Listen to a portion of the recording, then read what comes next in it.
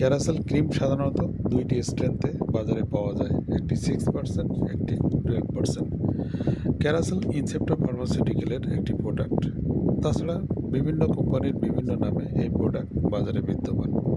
ক্যারাসেল 6% সাধারণত সোরিয়াসিস রোগের ক্ষেত্রে ব্যবহার করা হয়। সোরিয়াসিস সাধারণত চামড়াতে হয়। সোরিয়াসিস হলে চামড়াতে লালচে দাগ হয়।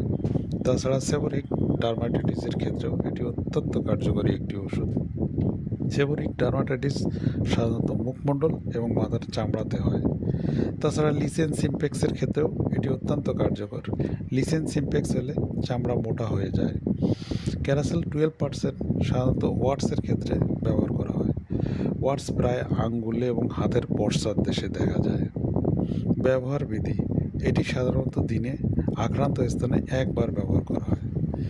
ব্যবহারের আগে আক্রান্ত স্থান পানি দিয়ে নরম করে নিতে হয়। তাছাড়া রাতে যদি ব্যবহার করা হয় তাহলে অবশ্যই সকালে ধুয়ে ফেলতে হবে। এই স্যালিসাইলিক অ্যাসিড সাধারণত 2 বছরের উপরের বাচ্চাদের দেওয়া হয়।